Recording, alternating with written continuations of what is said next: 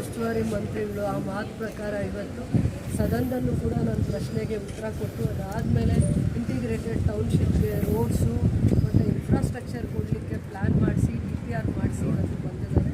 ಕಾಂಪೌಂಡಿಂದ ಇರ್ಬೋದು, ರಸ್ತೆ ಇರ್ಬೋದು, ಮತ್ತು ಇನ್ನೂ ಒಂದು ಅದಕ್ಕೆ ರೋಡ್ ಎಕ್ಸ್ಪ್ರೆಸ್ ಹೈವೇಗೆ ಇಂಥದ್ದೆಲ್ಲನೂ ಪ್ರಪೋಸಲ್ಸ್ನ ತೊಗೊಂಡು ಇವತ್ತು ಕ್ಷೇತ್ರ ಪ್ರವಾಸ ಮಾಡಿದ್ದಾರೆ. ಬಂಗಾರಪೇಟೆ ಶಾಸಕರಾದ SN ಅಣ್ಣನ ಮತ್ತು ನಮ್ಮನ್ನ ಕರೆದು ಮತ್ತು ಇಡೀ ಜಿಲ್ಲೆಗೆ ಯಾರೂ 50 ವರ್ಷದಲ್ಲಿ ಇಂಥ ಕೊಡುಗೆಯನ್ನು ಕೊಡೋದಕ್ಕೆ ಅವಕಾಶ ಆಗಿರಲಿಲ್ಲ.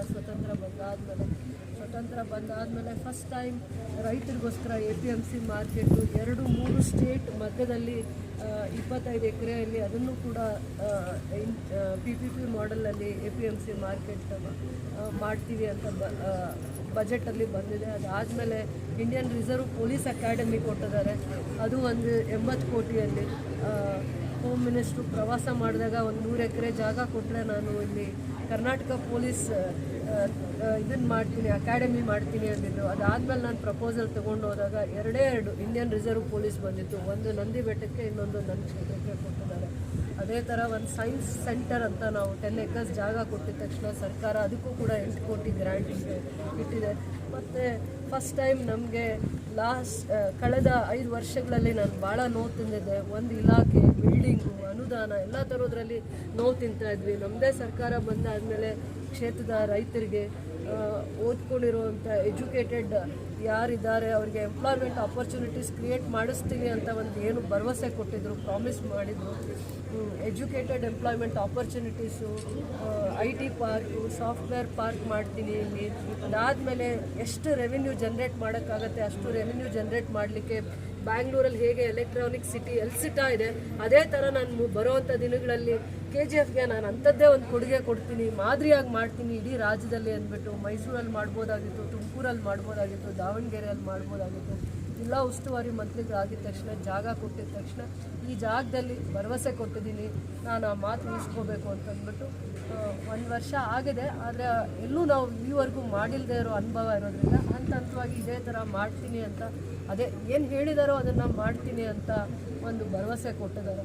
ಆ ನಂಬಿಕೆಯಿಂದ ನಾನು ಸರ್ಕಾರಕ್ಕೆ ಮತ್ತು ಜಿಲ್ಲಾ ಉಸ್ತುವಾರಿ ಮಂತ್ರಿಗಳಿಗೆ, ನನ್ನ ಕ್ಷೇತ್ರದ ಜನತೆ ಪರವಾಗಿ ನನ್ನ ಮೇಲೆ ನಂಬಿಕೆ ಇಟ್ಟು ನಾವಿಷ್ಟೆಲ್ಲ 20-30 ಸಾವಿರ ಜನ ಕಾರ್ಮಿಕರು ನನ್ನ ಕ್ಷೇತ್ರದಲ್ಲಿ 20 ವರ್ಷಗಳಿಂದ ಅನುಭವಿಸ್ತಾ ಇರೋವಂಥ ನರಕಕ್ಕೆ ಒಂದು ದಿನ ಅಂತ್ಯ ಇರುತ್ತೆ ಅಂತ ನಾನು ಕನಸು ಕಾಣ್ತಾ ಇದ್ದೆ. ಅಂಥದಕ್ಕೆ ಇವತ್ತು ಒಂದು ಅವ್ರ ಪ್ರಯತ್ನ, ನಾನು ನನ್ನ ಸರ್ಕಾರನ ಆರಾಧಿಸ್ತೀನಿ. ಅದಕ್ಕಿಂತ ನಾನು ಇನ್ನೇನು ಹೇಳೋಕ್ಕೆ ಇಷ್ಟಪಡಲ್ಲ. ಇಂಥದ್ದು ಒಂದು ಕೊಡುಗೆ ನನ್ನ ಕ್ಷೇತ್ರಕ್ಕೆ ಬಂದರೆ ನನ್ನ ಕ್ಷೇತ್ರ ಜನ ಗೆಲ್ಲಿಸಿದ್ದಕ್ಕೆ ಮತ್ತು ನಾನು ಈ ಕಾರ್ಯಕ್ರಮ ತೊಗೊಂಡ್ಬಂದಿದ್ದಕ್ಕೆ ನನಗೆ ಪುಣ್ಯ ಅಂತ ನಾನು ಅನ್ಕೊತೀನಿ. ಮೆಡಿಕಲ್ ಕಾಲೇಜ್ ಏನಾದರೂ ನಮ್ಮ ತಾಲೂಕು ಬರ್ಬೋದು. ಯಾಕೆ ಅಲ್ಲಿ ಒಂದು ಮೆಡಿಕಲ್ ಕಾಲೇಜ್ ಇದೆ.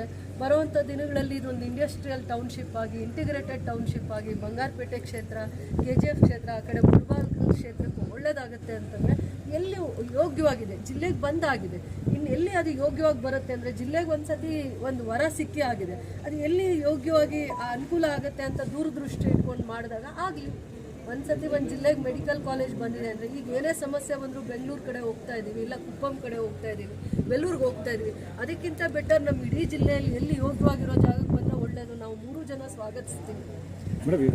ನೋಡಿ, ಕೋವಿಡ್ ಆದಮೇಲೆ ಖಂಡಿತವಾಗೂ ನಾನು ನನ್ನ ಸರ್ಕಾರನ ಅಭಿನಂದಿಸ್ತೀನಿ. ಕೋವಿಡ್ ದಿನಗಳಲ್ಲಿ ಭಾಳ ಕಷ್ಟದ ದಿನಗಳನ್ನು ಅನುಭವಿಸಿದ್ವಿ. ಪ್ರತಿಯೊಂದು ಕುಟುಂಬನೂ ಆರ್ಥಿಕವಾಗಿ ಸಂಕಷ್ಟಕ್ಕೆ ಗುರಿ ಆಯಿತು.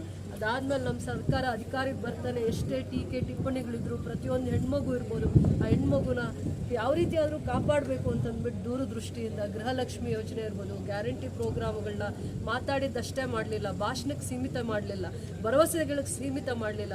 2-3 ತಿಂಗಳು ಸರ್ಕಾರ ಅಧಿಕಾರಿಗೆ ಬಂದಿದ ತಕ್ಷಣ ಎಲ್ಲ ಗ್ಯಾರಂಟಿ ಯೋಜನೆಗಳನ್ನ ಅನುಷ್ಠಾನಕ್ಕೆ ತಂದರು.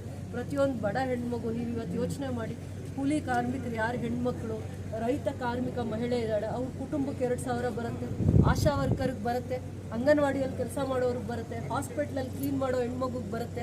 ಯಾರಿಗೆ ಇದು ಜಾತಿ ಧರ್ಮ ಬಿಟ್ಟು ಹೆಣ್ಮಕ್ಕಳನ್ನ ಕಾಪಾಡಬೇಕು ಅನ್ನೋವಂಥ ಭರವಸೆಗಳ ಮುಖಾಂತರ ಕಾಪಾಡಬೇಕು ಅಂತ ದೂರದೃಷ್ಟಿ ಸರ್ಕಾರಕ್ಕಿದೆ.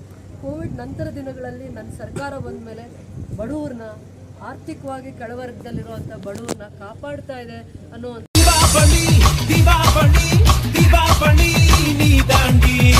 ஆரம்பிக்கலாங்களா?